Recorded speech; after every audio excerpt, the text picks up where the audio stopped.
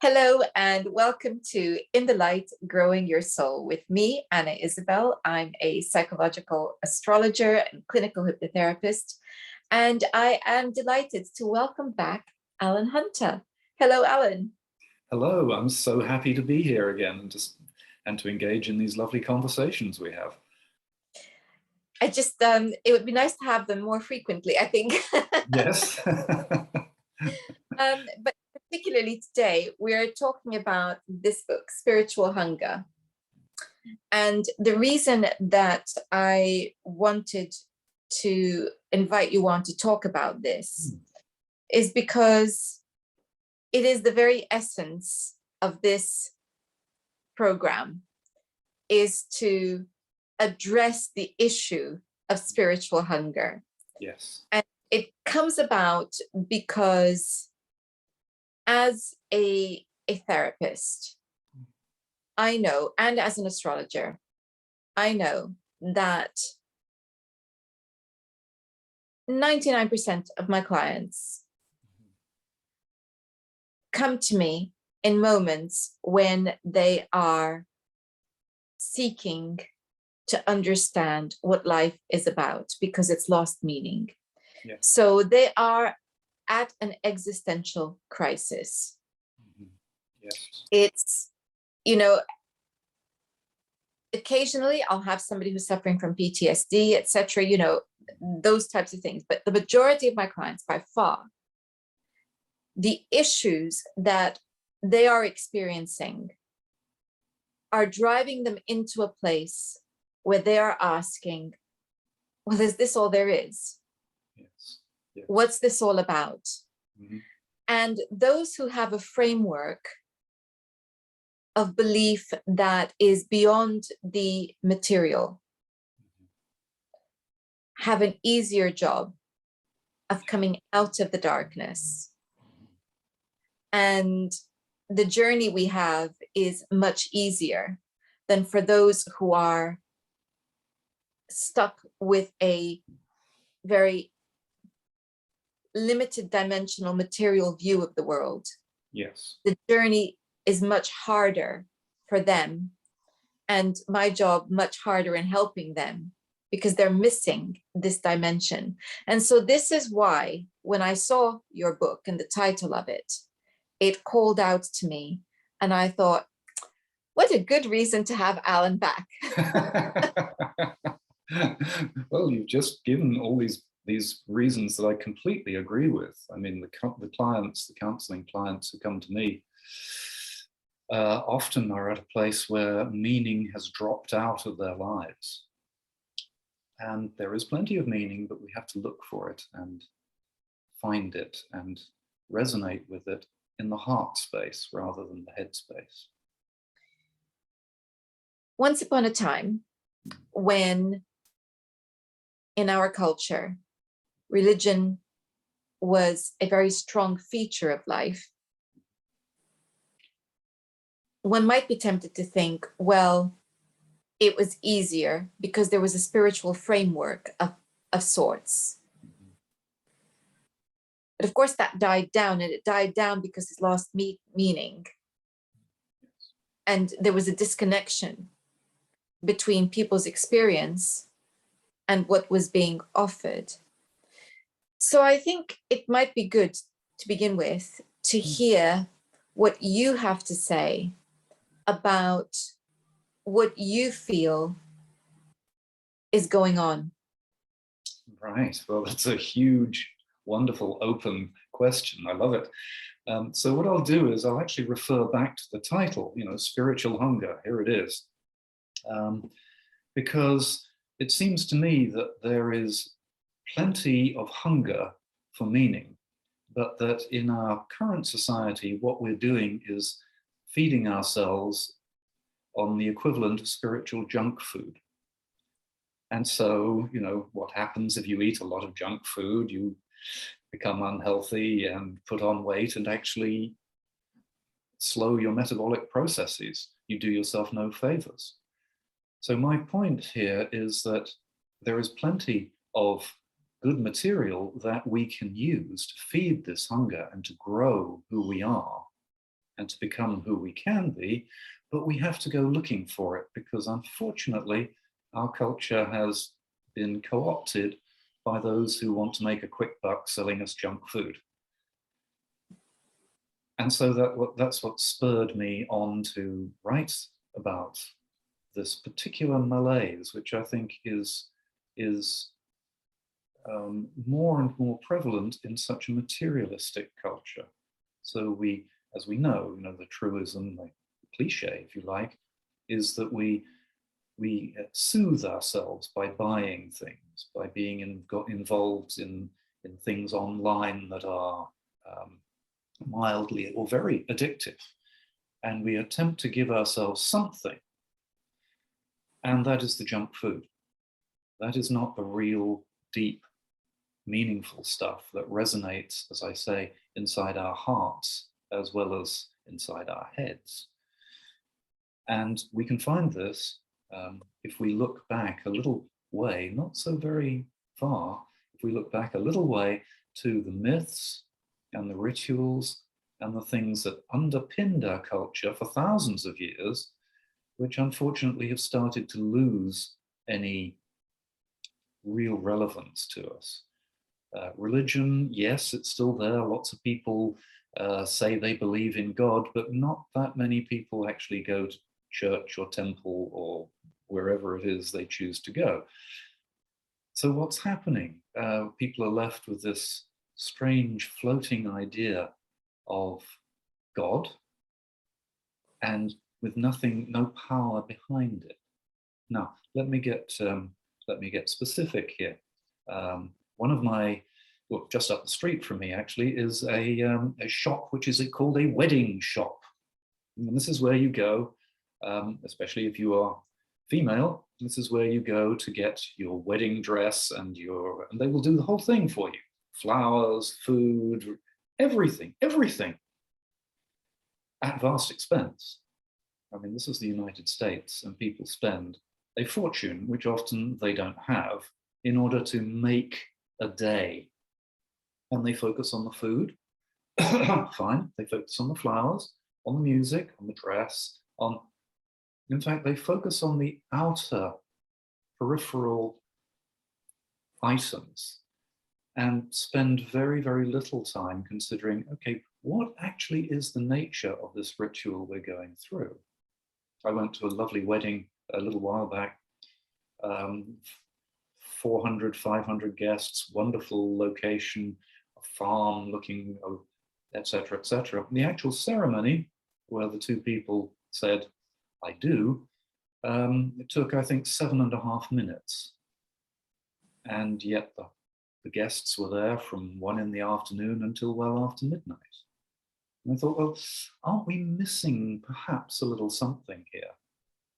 And yes, what we were missing was a deep consideration of what does it mean to make a contract, because it is a contract, and a heart connection with another human being in front of a lot of people. What does that mean? What does that feel like? It wasn't a moving ceremony, I'm sorry. It was just something that was done and dusted. And yet, if we look at a wedding ceremony, flowers do mean something. Apart from just looking beautiful, they're about things flourishing and growing as we hope the relationship will.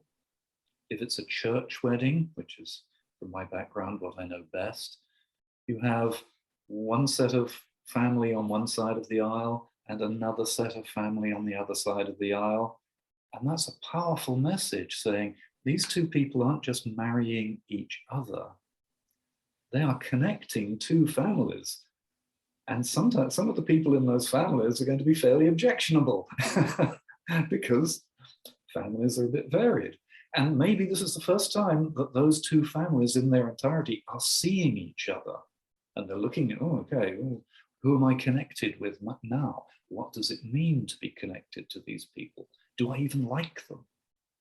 So, I could go on at great length here, but this is a ceremonial which is very, very ancient. Every culture has a similar version of this. So it probably is one of the most ancient ceremonials we can think of.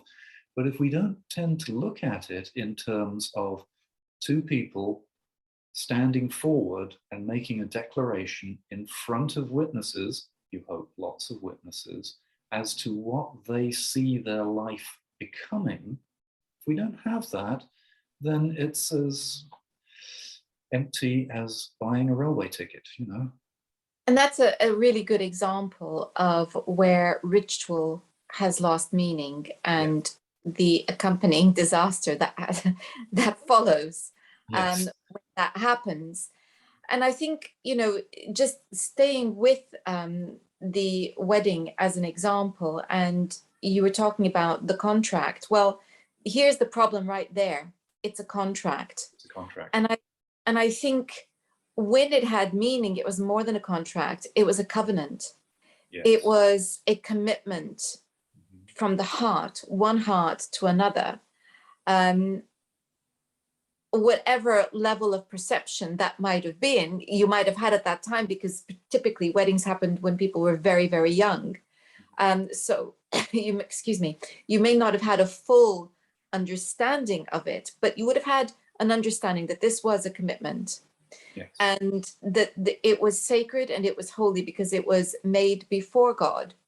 So God was your primary witness. Yes. And then there was everybody else. And I think, even now, the party is there and you have everybody, at the party. But it was, as you said, about the bringing together. It was also a covenant that was about the bringing, the union of two families. Yes. A fact which was not lost on the powerful and mighty, yes, who took that very seriously. Mm-hmm. And so all kinds of restrictions were placed on who you were allowed to marry, etc. And then, of course, there is the fact that we think of the nuclear family being a very small unit now. So everything's been very diminished because the couple is now expected pretty much to be on their own. And very often they are, because they are far from their families. Whereas before, it was also about the couple in the community and what they brought to the community as a whole. Typically, of course, the obvious thing would have been children, but then there would have been more than that, because it's a unit within the community. So just that was a very good example, because I think it's a ritual which, if practiced with intention, is full of meaning, absolutely redolent with meaning, but stripped away from that meaning becomes a big blowout, which is very nice, but it's missing something. It's missing something. And that's very, very difficult to reconcile. It is. I mean, you put it beautifully. Covenant is a much better way to describe it. But yes, young people today, or people who are getting married today, are often become part of a nuclear family a long way from their relatives, a long way. In fact, a long way from anything familiar. So a person from New York can marry a person from California, and they go and live in the middle of the country or in a different country. And so all of that supporting family stuff, which they're going to need if they have children, all of that stuff, all of the knowledge of how to, do child rearing is taken away from them. And so what happens? Well, they buy a book, they hire a nanny to solve the problem, they talk to the experts about why little Freddie or Frederica is behaving badly. And so they're cut off from a huge amount of loving connection. And that, to me, is where the spiritual hunger comes in. It's wonderful that we have experts that we can rely on and pay money to, but it's not the same as having an extended family reach, as some cultures still do, thank goodness, where things can be addressed in a more open fashion. For instance, if one is from, say, India or Pakistan, one's very likely to live close to an extended family. And so if there is a problem between any members of the family, they can always go and get advice from somewhere else. And if the child just doesn't get on with father, then there are a whole slew of uncles, perhaps, or aunts who can be referred to. Otherwise, that's when the child or the adult suffers from spiritual hunger, which is a case of, how do I do this life? How can I live this? How can I be happy in this life without it tearing me to pieces? You get that by connection, heart connection with other people who know what it is and who've walked the walk and taken the path before you. And we're not painting, deliberately painting an idealistic picture of family life, because, you know, we're both therapists and we know very well how things can go wrong within families. Oh, yes. However, what we're talking about is the original meaning and the intention behind the rituals that evolved. Yes. So, and we're talking about weddings as an example, but this is, of course, one example amongst many. And all of our cultural celebrations were steeped in meaning. So if we look at both Christmas and Easter, for instance, not only were they Christian traditions, Christian rituals, but they date to pre-Christian times, because they were also connected with the changing of the seasons, etc. Exactly so, yeah. Especially Easter. Yeah. Especially there, yeah. And well, actually Christmas as well, because of the solstice, the winter solstice, and it was huge. It was a huge thing in terms of rituals right across Europe. Oh, it still is. I mean, the solstice is always a big thing, especially in Europe. People are very happy to go to Stonehenge and Avebury and mark that occasion. So there's a desire to feel a connection to the larger movements of the earth and nature. But it's a little unanchored sometimes. It's a little bit less than coherently integrated into one's life. So forgive me for interrupting, but that struck me as very important. Oh no, it's absolutely right. And I was just thinking about, you know, the fact that what we're really looking at, because you were talking about the need for connection, is practices which are about relationship. Yes. Relationship with divinity, relationship with community, relationship with each other, relationship with the earth, nature, the cosmos. These are practices that are about relationship. And of course, that is what enriches life and gives it meaning, is that sense of relationship. Absolutely, absolutely. In fact, if I can sort of jump a little bit at a tangent here, I'd like to talk about things like the ages at which young people are allowed to do all sorts of things. Which, there it is, it's written down. You can start drinking at this age. You can drive a car at that, and that's wonderful, because we need legislation and people need to be safe. Yes. But the trouble is, it has taken the place of real discussion. So, for example, in ancient Greek legend and story, we had a very strong sense of what wine was and what it could do. It could be. I mean, the Bacchante were crazy people. They were high on wine, and they could be very destructive. And so there was always this reverence for, okay, here is wine, you can enjoy it. And if you go that route, it's kind of a crazy route to go. Alcoholism and alcohol overindulgence. This was talked about, it was celebrated in festivals. We still have little bits of that, wine fests and beer fests in Europe. But it was always open for discussion. And the discussion is vital, because what happens here in the US is children grow up, they go off to college at the age of 18, and they say, whoopee, nobody's looking. And every year, quite a few of them drink themselves to death in the first week of a new semester.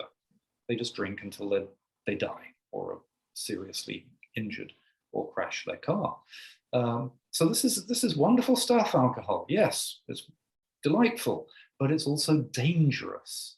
And what the Greeks and the Romans had was a running discussion that always said, this stuff is great, but it is stronger than you. You cannot beat it. And yet I've heard freshmen at college, I used to teach at a college, freshmen at college in unguarded moments boasting about how much beer or wine or whiskey they can drink. And my thought is, you don't get it. You are not stronger than it. It can kill you unless you treat it very carefully. Just like you might say, a wild animal is great when it's a little lion cub or a little tiger cub, but as it grows, it will become its own creature and will look at you as food. It won't have perhaps the same sense, perhaps, there are other exceptions. It won't have any gratitude to you. So here we have an example of a legend which was acted out in plays like Euripides, the Bacchae, and many, many legends that involved drinking. And they were part of the common knowledge. It was open for discussion. Young people didn't have to go wrong. Sorry. So what we're talking about here is rites of passage, really, and how we've lost rites of passage. It's kind of, I think that people possibly do this on a smaller personal level. I can remember when I turned 15, for my birthday, I had a little case, a little bag with a little bit of blush and a lipstick in it. Mm-hmm. And I'll always remember that because up until then, I had not been allowed to wear any makeup. Mm. And from that time on, I was allowed to wear shoes that had small heels, kitten heels, those small heels. And that was a really important thing to me. It was meaningful because up until then, it had not been allowed. But what it signaled was the beginning of adulthood, not adulthood, but the beginning of adulthood. And it was like a preparation for adulthood. So I think these small rites of passage probably exist within individual families, depending on the parent, but they're so important because it's a portal through which we pass that says something has changed. And if we go back to the weddings that we were talking about the couple, but I always felt, I feel very strongly that weddings are also about the parents, particularly in a time when young people did not move out, except from the parental home into the marital home. Hugely important because it's a signal of adulthood. Yeah. It's a moment of saying, okay, you are now an independent adult, and the parents are having to stand and say, we recognize that you're adults. Yes. So now you and I will know countless examples of parents who have gone through the process of the wedding and have not relinquished control willingly, shall we put it that way. But it's set up in a way that's there to make exactly that statement of separation and independence. So true, so true. Yes, yes, that's exactly it. We could spend a lot of time talking about the marriage ceremony, but that's a vital part of it. that the parents have to acknowledge, oh, we're not making all the decisions anymore. These two people are going to make their own way of life. And of course, all those mother-in-law jokes that used to go around, they're all about the interfering mother-in-law who can't let go, who doesn't know perhaps what her role is anymore because she's been so focused on raising the children. Now, if we know this as we go into these ceremonies, if we actually spend some time to talk it through and say, what is this? Why are we doing this in this way? Then suddenly it's, oh, okay, there is something to be learned here. Lessons that can make life a whole lot better if we learn them properly. So, yeah. And I think, that it's so important because not every young person goes to university. So I know countless numbers of parents who invest a great deal of time. So, there's the graduation, and there's, before the graduation, all the work that's put into the selection of the university and the application to the university. And then there's the moment where they deliver their son or daughter to the dorm. And I think that could be seen as a rite of passage in its own right. But not everybody does go to university. What have we got for those who don't? Very good question. Very good question. It's a very important thing, isn't it? And then if you go to university, there's the graduation. And you deal with many young adults, as I do, who come out of university and feel lost because, okay, they've had the graduation, but what's next? Now they're out of the institutional world and in the big wide world. And how do we adjust? We need to find ways of creating meaning so that there is that sense of independence within a supportive network. Yes. And it's missing. It's very sadly missing, as you say, especially for those who emerge from their university or college, often with a lot of debt, and they say, what do I do next? And of course, in the United States here, people have so much debt that their immediate thought is, got to get a job to pay off the loans. And so they, perhaps for 10 years, are interested in simply finding their way to some sort of financial stability, rather than doing something they believe in, rather than taking full control of their lives, rather than knowing with a deep internal sense of what it is they are going to do for the rest of their time. And of course, the sad thing is many people graduate from school and graduate from college, and they go straight back home and live with their parents, and they regress. Are we saying then that malaise sets in when we are predisposed to, either by circumstance or conditioning, to live a life that's really about survival rather than about living from the heart? I think that would be very accurate. When people are simply swapping one educational experience, which they may regard as being akin to being controlled every week of their lives, and then take on a job which they see as something that they just do, suddenly the meaning is leached out of things. And how do you get it back? How do you get that sense of wonder back? This bothers me because, having worked in colleges, I see more and more of them in this country as basically issuing certificates. You now have a certificate as a this. You now have a certificate as a that. And okay, that's wonderful, but that's not the same as emerging from years of education with a sense of the wonder of the world, the importance of one's own contribution to it, and a fluid sense of how one can be in that world. It's no, I've got a certificate here which says I'm going to be a policeman. I've got a certificate here that says I'm going to be a software designer. And that's, unfortunately, that leads very quickly to burnout.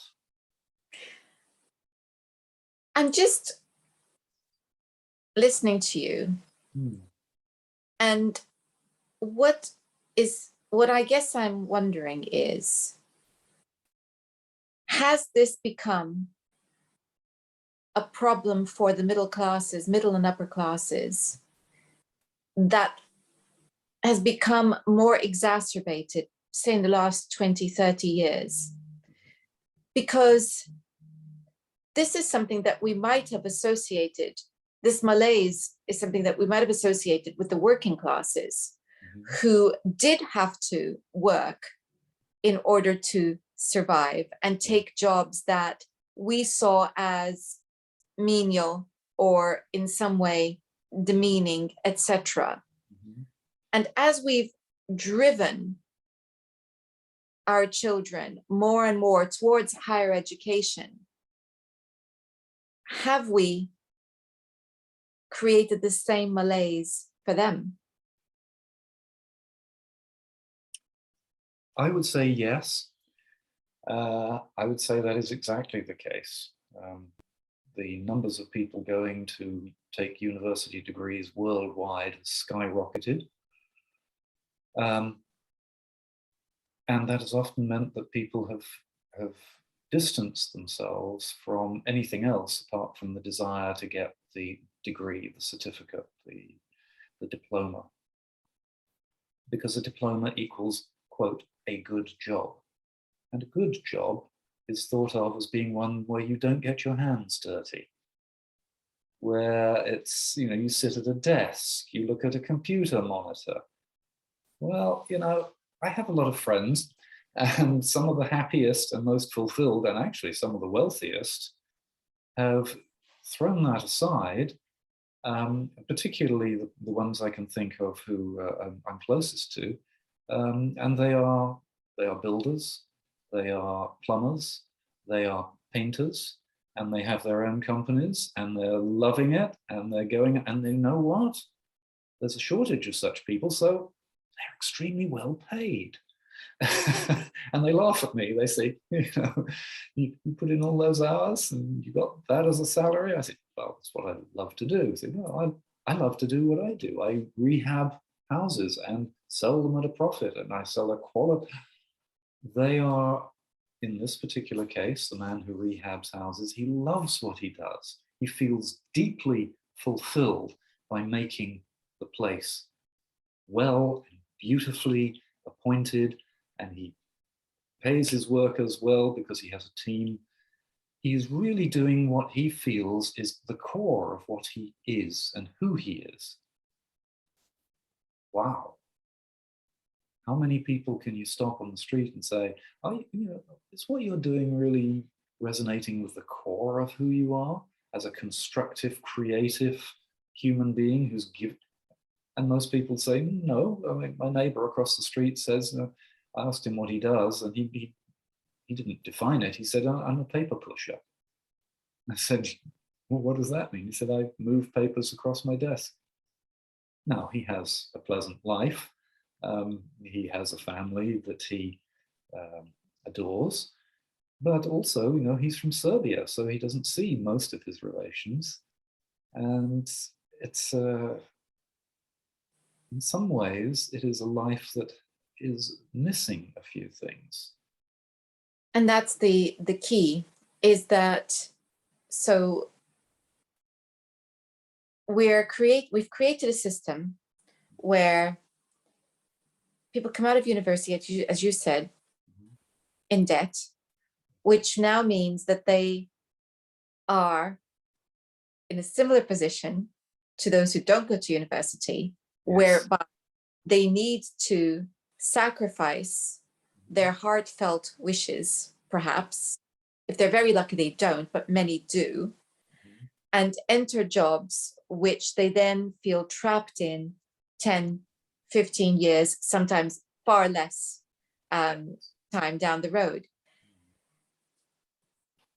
It is, I think, a very difficult situation to be in, because it means that everybody is on survival mode unless they are very lucky.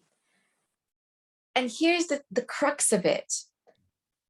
People come and they say, I don't have anything to complain about, but I'm so unhappy. Yes, yes. You know, I've got a lovely family. I've got a home. And then here it comes, first world problems. And I cringe when I hear it. Yeah. It really gets my back up. Oh, it's just first world problems, which means I don't have any real problems because everything is taken care of. And this isn't real. It's my imagination. And I think why do I object to that so much is because it is diminishing. It's diminishing the human soul, the human heart. And therefore it's dehumanizing. It's as dehumanizing in some respects as poverty, which is perhaps a very controversial statement to make. Wow. But poverty is dehumanizing because it robs one of dignity. Yeah. But this is dehumanizing in a different way because it's robbing everyone of their soul. And we are both. We're physical and we have soul. And so this is why I cringe when I hear that diminishing of the feeling, saying my needs are met, so that should be it. Yes. That should be all. That's all that matters, really. Got a roof over my head, my needs are met. That's it. So I shouldn't be unhappy. I shouldn't be unhappy, but there and is you an said it. emptiness. And you said something missing. Something missing. And the something missing is, well, for want of a better word, you could say is wonder. Billy Bragg put it beautifully. He's in one of his songs, he was talking of a person he knew. He said, your life has lost its mystery, its majesty, its mystery, its passion. You're an accident waiting to happen.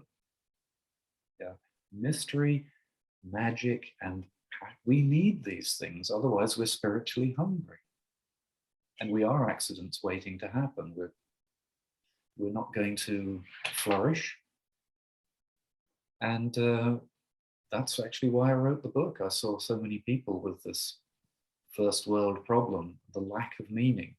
I said, but there's so much meaning there if you choose to give yourself to it. And it's not the meaning of collecting more stuff. It's the meaning of being amazed by how astonishing our world is, by all of those rites of passage which tell us we're growing all the time. Most people think they stop growing after about the age of 30. They say, hey, I'm 30, got a job, got a car, got a, whatever. Now for the next 40 years, I'm going to sit and watch TV.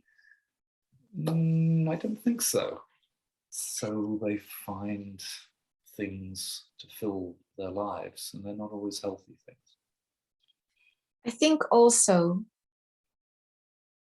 wrapped up with this lack of meaning is a lack of a sense of sanctity about an individual's life. So what a paradox that we have a culture that idolizes individuality and individuation. And that's fantastic. I'm all for that. But it seems fairly empty. It does. When individuals see themselves only as cogs in a machine. Yeah. And you use the expression paper pusher. Yeah. If you, and I would and have done, helped clients who really are stuck for the time being doing jobs which they find empty. Yeah. which they feel holds no, in which they feel they are not valued, as bringing in something sacred into that somehow. So this is, you know, the person at the checkout, of course, talk about not being valued, being made redundant and replaced by machines, you know, how more devalued can you be? Yes. But if you are still working at a checkout, making it your mission to smile because you know that that smile is going to make someone feel good, particularly if it's somebody who's elderly and may well be living on their own. If you just put your heart into the thing that is otherwise meaningless, that too can have a beneficial effect on others, which makes you feel more valued, etc. So I think this is the reality that we are living in, is that sometimes the world in which we live, in fact, often the world in which we live, takes away meaning and does devalue and dehumanize. Yes, absolutely, absolutely. Whilst purporting to encourage individuality. So it's up to individuals to give it meaning. Yes, we have to make meaning as much as possible. This isn't a recent phenomenon, though. I mean, I could take you back to the Odyssey, so that's 500 BC, one of the great books. Oh my goodness, everyone knows of it and nobody bothers to read it. But the story is fairly straightforward, because here's Odysseus, the hero, and he's the hero. He's just conquered Troy. My goodness, you know, he's the equivalent of winning the World Cup single-handed. I don't know, and he's on his way home. And what the story tells us is that this trip home, which should have taken, you know, a week or two, perhaps, from one end of the Mediterranean to the other, it takes him decades, takes him years, because the gods basically say, there's a thing or two you need to learn before we're going to let you get home, sunshine. And the gods, of course, are constantly fighting for who's going to look after him and who's not going to look after him. And one of the things he learns, and I think this is, you know, very, very important, which we tend to overlook when we say, oh, there's the Odyssey on the syllabus. You know, one of the things he has to learn as a conqueror, as a male, is he has to learn how to treat women properly. You think of the people he meets, all of them just about are powerful women. And he has to learn from each encounter, because of course a Greek warrior in those days would have taken captives, slaves, they would all have been women. They would all have been basically prostitutes, made into prostitutes. What he has to learn before he can go back and meet his wife and run his kingdom properly, what he has to learn is a few basic things about humanity. And it's a wonderful tale if you look at it from that point of view. He has to realize that just like us, he's full of his job and what he does and being, you know, Mr. Macho, but he's forgotten some really important stuff, like his wife and his child and his kingdom that he's supposed to be ruling. He's forgotten that. On the way, he learns that the gods have got these lessons for him, the gods. He becomes more human, so that when he does get back, he's much more capable of being the ruler he needs to be. He's much more capable of taking charge of his life. Now, that's a huge story right there. It's been in our culture forever. It has, and I suspect that's because it is in our natures to get carried away with the the more material aspects of living, which of course is understandable. And it's, of course we struggle with this because we're physical, in a physical world. We have physical needs that need to be met. And I think, so it's no wonder that we have created systems that are designed to address that, shall we put it that way? And yet there has to be more, and that's what we're talking about today. And it's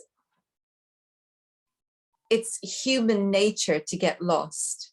Yes. And so it's lovely that you brought the Odyssey, brought up the Odyssey, because of course I am as an astrologer, a great fan of Greek mythology and, well, all mythology, because so much of human nature is explained through those archetypes. Those are archetypal situations, archetypal people, the gods themselves.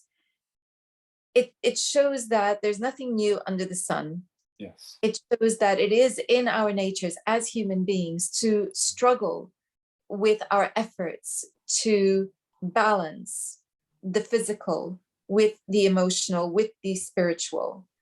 And so at a time in which in our society, perhaps we are more out of balance than is healthy for us to be, it's good that we address these issues and that we think about them.